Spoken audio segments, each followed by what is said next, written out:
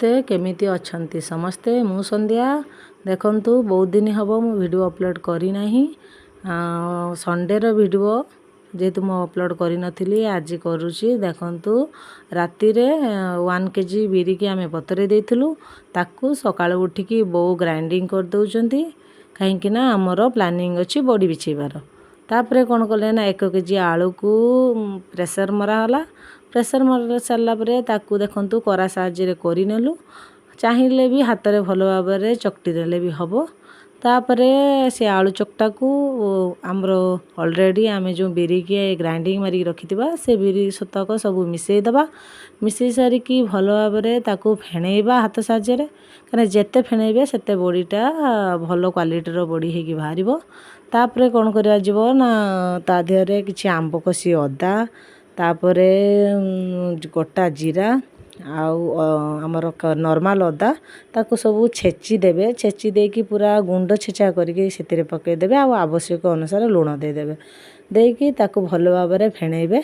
ଲଙ୍କାଗୁଣ୍ଡ ବି ଆମେ ଦେଇପାରିବା। ଦେଲେ କ'ଣ ହେବ ନା କଲର୍ଟା ତା'ର ଲାଲ ଲାଲ ଦେଖାଯିବ। ବଡ଼ିଟା ହ୍ୱାଇଟ୍ ହେଲେ ଯେତେ ମାନେ ଦେଖିବାକୁ ଖୁସି ଲାଗେ, ରେଡ଼୍ କଲର୍ ଏତେ ଖାସ୍ ଲାଗେନି। ତେଣୁ କରିକି ଆମେ ଲଙ୍କା ଯେତେବେଳେ ଆମେ ଭାଜିବୁ ସେତେବେଳେ ଆମେ ଲଙ୍କାକୁ ୟୁଜ୍ କରିବୁ। ଏବେ ମୁଁ ଲଙ୍କା ଦେଉନାହିଁ। ଆଉ ଯେତିକି ଜିନିଷ ଛେଚା ଦିଆହେଲା ତାର ଫ୍ଲେଭରଟା ଭଲ ଆସିବା ପାଇଁ ସେମିତି ଦିଆଯାଏ। ଆମେ ସବୁବେଳେ ତ ନର୍ମାଲ ବଡ଼ି ଆମେ ତିଆରି କରୁଛୁ। ଆଜି ଯେ ଟିକେ ୟୁନିକ୍ ଭାବରେ ଆଳୁ ଦେଇକି ବଡ଼ି କଲେ କେମିତି ଲାଗିବ, ବୋଉ ସେଥିପାଇଁ ନୂଆ କରି ଏମିତି ପ୍ରକାର ଟ୍ରାଏ କରୁଛନ୍ତି। ପୁଅ ଦେଖନ୍ତୁ ତେଲ ପ୍ୟାକେଟରେ ସବୁତକ ସେ ବିରି ଗଳାକୁ ଦେଇକି କେମିତି ଗୋଟେ ଗୋଟେ କରି କରୁଛି।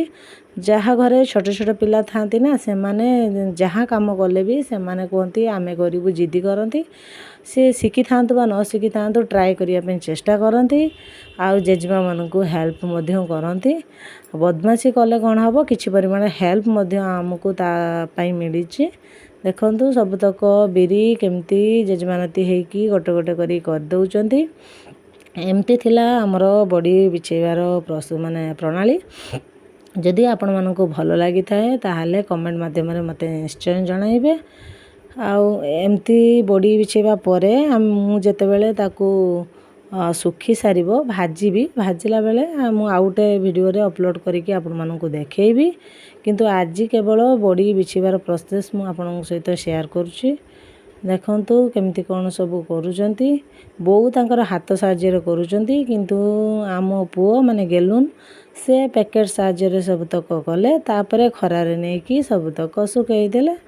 ଦେଖନ୍ତୁ ଆମର ଏମିତି ଥିଲା। ତାପରେ ସନ୍ଧ୍ୟା ସମୟ ଏପଟେ ସେ ଯେଉଁ ବିରି ଆମର ଅଧିକ ଟିକେ ଅଲଗା ଥିଲା, ତା ସହିତ ଆମର ଚକୁଳି ମାନେ ଅରୁଆ ଚାଉଳ ପିଠଉ ଆଉ ନଡ଼ିଆ ଚିନି ତାକୁ ସବୁ ଗୋଳେଇ ଦେଇକି ଗୋଟେ କରେଇର ସବୁତକ ବୋଉ ଦେଇକି ଗୋଟେ ପୋଡ଼ ପିଠା ଟାଇପ୍ର ପ୍ରସ୍ତୁତି କରିଦେଇଛନ୍ତି।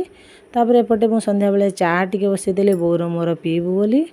ତେଣୁ କରିକି ଦେଖନ୍ତୁ ପିଇ ସାରିଲା ପରେ ମୁଁ ଆଳୁ ପରଟା ପାଇଁ ଆଳୁକୁ ଟିକେ ସିଝେଇ ଦେଲି।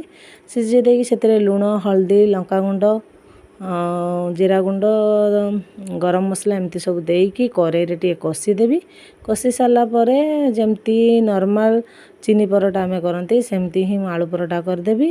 ତାପରେ ଆମର ସେଦିନ ରାତିରେ ମିଠା ଥିଲା, ପିଠା ଥିଲା। ଯେହେତୁ ମୁଁ ପିଠା ଅଲରେଡ଼ି କରିଦେଇଛି। ତାପରେ ଗୋଟେ ଜଷ୍ଟ ବେଶୀ କିଛି କରିବିନି, ଆଉ ଖାଲି ଭଜା ଗୋଟେ ଭାଜିବି, କାହିଁକିନା ଭଜା ସହିତ ପରଟା ଖାଇବାର ମଜା କିଛି ଅଲଗା। ତାପରେ ମୁଁ କ'ଣ କରୁଛି ନା ପରଟା କରିବା ଭିତରେ ବାହାରେ ଜୋରସେ ସାଉଣ୍ଡ ହେଉଛି। ତାପରେ ଆମେ କ'ଣ କରୁଛୁ ନା ଜଲ୍ଦି ପରଟା କରିଦେଉଛି, ଏଇଥିପାଇଁ ଯେ କି ଡିଜେ ସାଉଣ୍ଡ ବାଜୁଥିଲା। ଏଇଥିପାଇଁ ଯେ ଆମ ଦାଣ୍ଡକୁ ଡିଜେ ଆସିଯାଉଛି। ଜଣଙ୍କର ଆମ ଗାଁରେ ବାହାଘର ଥିଲା। ତେଣୁକରି ଦିନ ବାହାଘର ଯେହେତୁ ରାତିରେ ସେ ପ୍ରସେସନ୍ କରିକି ଆସୁଛନ୍ତି। ତା ଭିତରେ ପୁଅ ପରଟା ମିଠା ଖାଇଦେଉଛି। ତାକୁ ମୁଁ ବାଡ଼ି ଦେଲି। ସେ ଖାଇସାରିକି ଜଲ୍ଦି ଯାଉଛି ଡିଜେ ଦେଖିବା ପାଇଁ, କାହିଁକିନା ମୋର ଆହୁରି ଭଜା ଭାଜିବାର ଥିଲା। ସେ ତା'ର ପରଟା ମିଠା ଲଗେଇ ଖାଇଦେଲା, ସେ ଭଜା ଖାଇବନି। ମୁଁ ତାପରେ ପରଟା ସବୁ କରିସାରିଥିଲି, ପିଠା କରିସାରିଥିଲି, ଚାହା ପିଇ ସାରିଥିଲି। କେବଳ ବାକି ଥିଲା ମୋର ଭଜା ଭାଜିବାଟା। ମୁଁ କହିଲି ହଉ ଠିକ୍ ଅଛି, ଗାଁରେ ଯେହେତୁ ରହୁଛେ ସବୁ ଜିନିଷ ଦେଖନ୍ତୁ କେତେ ଖୁସି ଆସି ସମସ୍ତେ ମିଳିମିଶି କେମିତି ଏନ୍ଜୟ କରୁଛନ୍ତି। ଡିଜେ ସାମ୍ନାରେ କେମିତି କ'ଣ ନାଚୁଛନ୍ତି। ଆମ ଗାଁର ଗୋଟେ ଯେହେତୁ ଜଣକ ବାହାଘର କେତେ ଖୁସି ଆସି ହେଉଛନ୍ତି ଦେଖନ୍ତୁ। ତାକୁ ଆମେ ଦେଖିକି ଏନ୍ଜୟ କଲୁ। ଏନ୍ଜୟ କରିବା ପରେ ଆସିକି ମୁଁ କ'ଣ କଲି ନା ଦୂରରୁ ଥାଇ ଟିକେ ଦେଖିଦେଉଛି।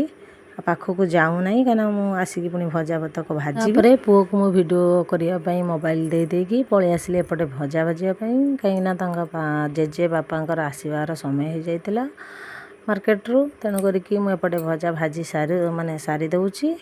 ତାପରେ ମୁଁ କ'ଣ କରୁଛି ନା ସବୁତକ ରେଡ଼ିଟା କରିଦେଉଛି, ସେମାନେ ଆସିଲେ ଖାଇବେ। ଏମିତି କିଛି ରାତିର ଡିନର ଥିଲା, ଆପଣମାନଙ୍କ ସହିତ ବଡ଼ି ବିଛେଇବା ପ୍ରୋସେସ୍ ବି ସେୟାର କରୁଛି, ଡିନରଟା ବି ସେୟାର କଲି। କେମିତି କ'ଣ ଲାଗିଲା ଆପଣ କମେଣ୍ଟ କରିବାକୁ ନିଶ୍ଚୟ ଭୁଲିବେନି, ଆଉ ସେୟାର କରିଦେବେ। ଏମିତି ବାଏ।